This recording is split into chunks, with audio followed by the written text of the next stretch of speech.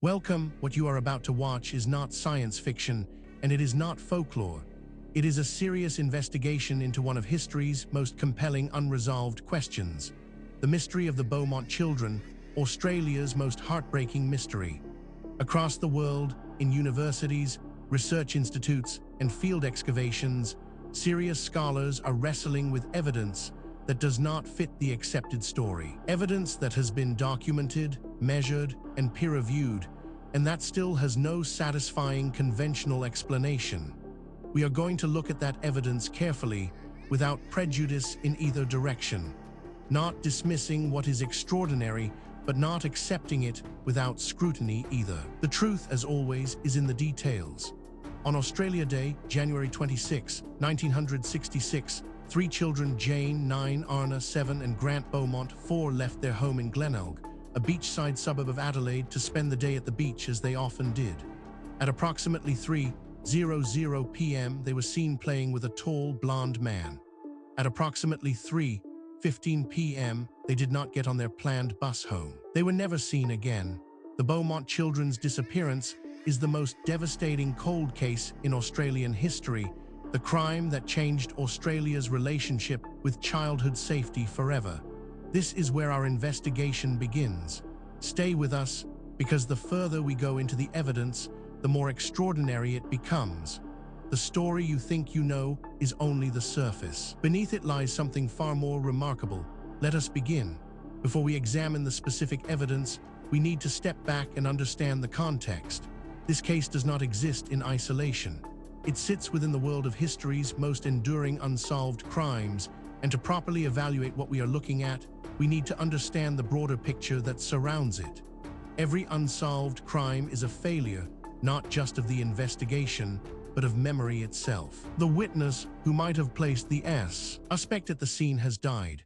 The physical evidence has degraded or been lost in a storage room. The lead detective retired 30 years ago. The files exist, but the institutional knowledge that made them legible is gone. Cold cases are, in a very literal sense, history events that have receded from the living present into the documentary past, accessible now only through records, artifacts, and the unreliable memories of survivors. And yet cold cases do get solved. The history of forensic science is partly a history of cold case resolution. Cases that sat dormant for decades until a new technology, DNA profiling, digital facial recognition, isotope ratio analysis, genealogical databases, provided the key that previous generations lacked. The Golden State Killer was identified 50 years after his first known crime by genealogical DNA matching. Multiple historic murders have been solved through mitochondrial DNA extracted from hair samples thought to be too old and degraded to yield any useful information. The past is not as sealed as it seems. What cold cases teach us about crime is often as important as solving them. They expose the limitations of investigative practice at their time, the tunnel vision that focused on the wrong suspect, the forensic contamination that destroyed evidence, the jurisdictional rivalry that prevented agencies from sharing information. Examining cold cases is an act of institutional self-examination, an attempt to learn, across decades, from the failures that allowed the perpetrator to walk free. This context matters because it tells us something important.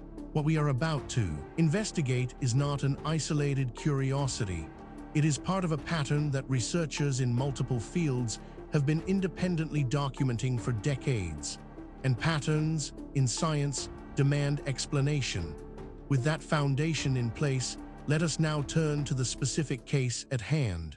Now we reach the heart of the matter. The core evidence surrounding the Beaumont children, Australia's most heartbreaking mystery, is more extensive, more verified, and more troubling for conventional explanations than most people realize. Let us walk through it systematically, fact by fact, and allow the evidence to speak for itself. We are not going to speculate here.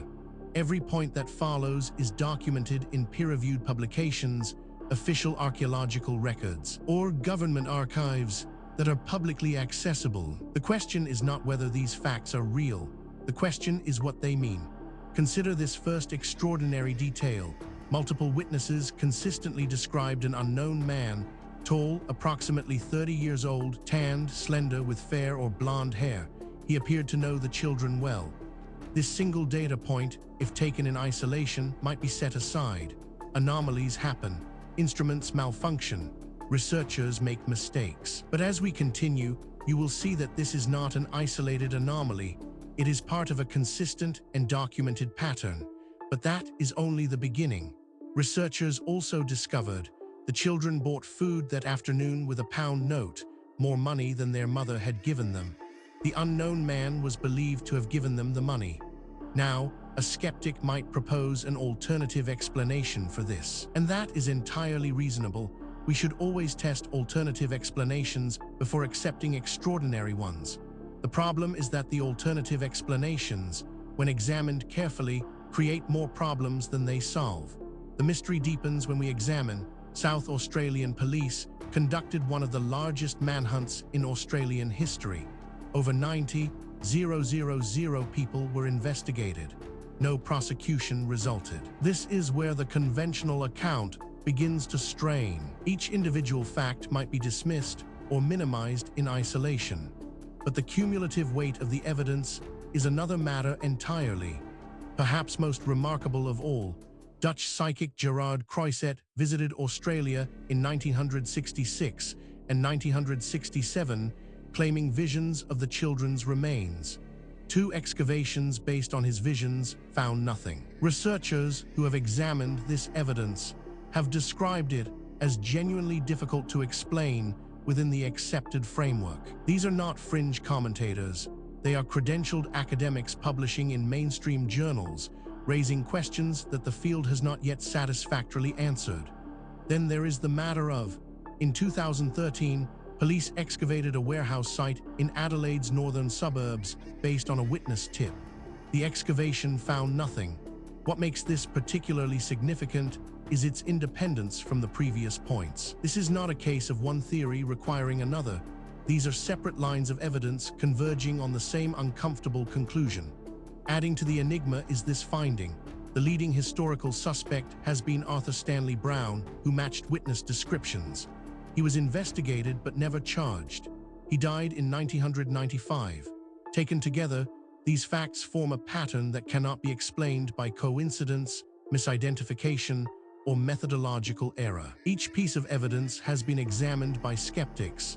Each has been subjected to alternative explanations, and in each case, the alternative explanation falls short of accounting for everything that has been documented. We are left with a body of evidence that demands explanation and an accepted narrative that does not provide one. This is where serious inquiry begins. Now that we have established the evidence, we need to examine the theories that researchers have proposed to explain the Beaumont Children, Australia's most heartbreaking mystery. This is where the debate becomes most intense, because the theories reflect not just different interpretations of the same evidence, but fundamentally different assumptions about what is possible and what the past looked like. Understanding these theories is not just an academic exercise. Each one has been championed by serious researchers with genuine credentials, and each one captures something that the others miss. The truth, if it is ever established, will likely draw on elements of several. The first major explanation proposed by researchers holds that the Beaumont children were abducted and murdered by the unknown man on the beach, a local predator with no previous criminal record who has never been identified. The failure to find the children reflects the limitations of 1966 forensics. This interpretation has significant academic support and is backed by substantial evidence, but it is not without problems.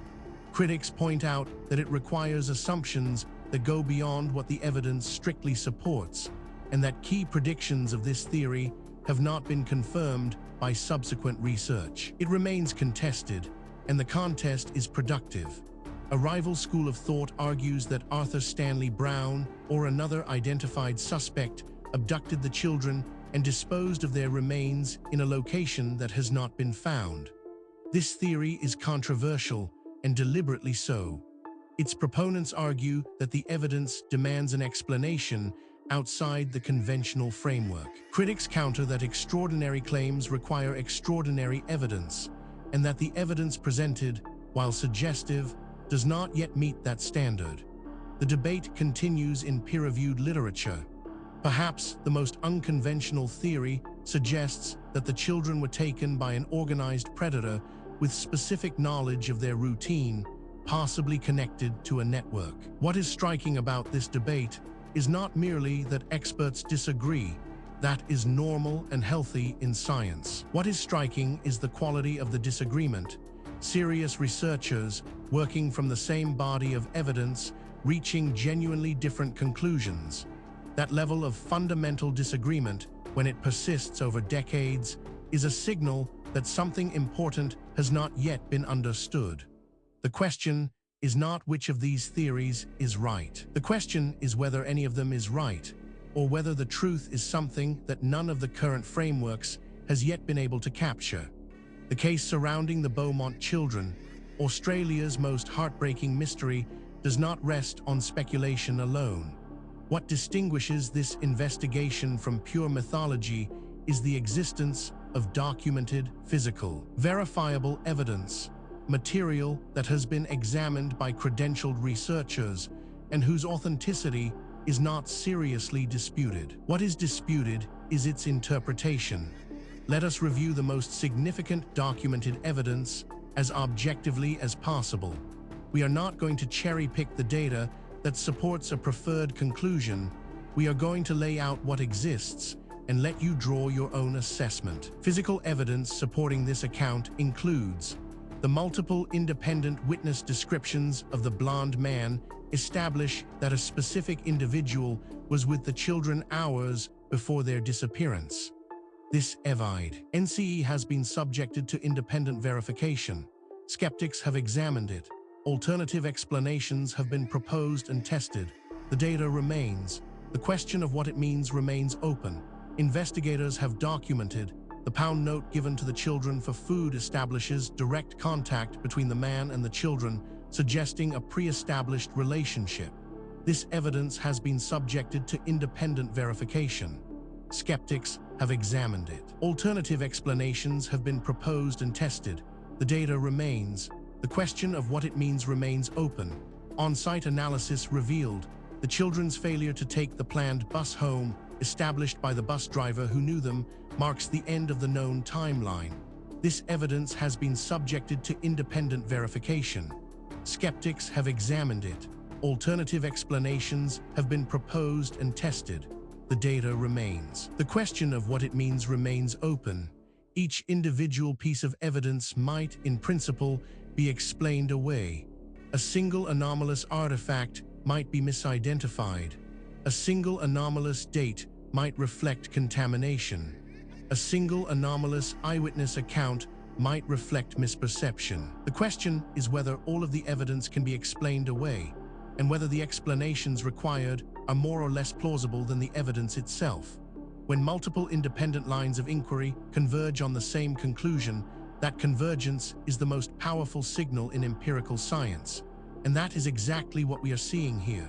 We have examined the history, the evidence, and the theories surrounding the Beaumont Children, Australia's most heartbreaking mystery. Now we need to ask the question that is sometimes overlooked in discussions of ancient mysteries. Why does this matter? What does it mean for us today? It would be easy to file this away as an interesting historical curiosity, a puzzle from a distant past with no bearing on our present lives. That would be a fundamental mistake. The questions raised by this case touch on issues that are directly relevant to who we are, where we came from, and what the human story actually looks like before the period covered by conventional history. The Beaumont Children case has never been closed by South Australian police.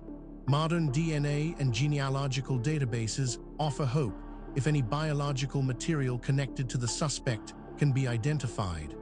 Jane, Arnna, and Grant Beaumont's parents spent the rest of their lives hoping for an answer. Neither received one. Furthermore, the tools available to investigate these questions are advancing rapidly. Satellite imaging, ground-penetrating radar, ancient DNA analysis, isotopic tracing, and deep-sea sonar are all providing capabilities that previous generations of researchers could only dream of. Cases that were genuinely unresolvable 10 years ago are now open to new analysis. And the findings, consistently, are expanding rather than contracting the mystery. The investigation continues. New discoveries are being made. New analyses are being published. New voices are entering the conversation from disciplines that were not previously part of the discussion.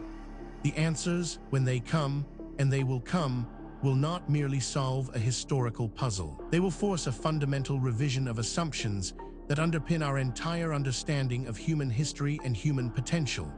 We have now walked through the complete case of the Beaumont Children, Australia's most heartbreaking mystery, from the historical record, through the physical evidence, across the competing theories, and into the modern significance of what remains unresolved. What the story of Beaumont Children ultimately reveals is not just a historical puzzle. It is a mirror. It reflects our assumptions back at us, our assumptions about what ancient people were capable of, about how knowledge is gained and lost across the centuries, and about the relationship between what we know and what we merely think we know. The evidence presented in this documentary is real. The questions it raises are genuine. The debate among researchers is ongoing, and that is healthy. Science is not a set of conclusions. It is a process. And the process requires that we remain open to evidence that challenges what we thought we knew, however uncomfortable that challenge might be. If you came to this documentary as a skeptic, we hope the evidence gave you something to think about. If you came as a true believer, we hope the critical examination gave you a more nuanced picture. The truth, as always, lies in the evidence, not in what we want to be true. Thank you for watching. If this investigation sparked your curiosity, please subscribe to the channel. We publish new documentaries every week, covering the full range of historical mysteries that the mainstream has not yet adequately explained. Leave a comment below telling us which case you want us to investigate next. The conversation continues. The investigation never ends.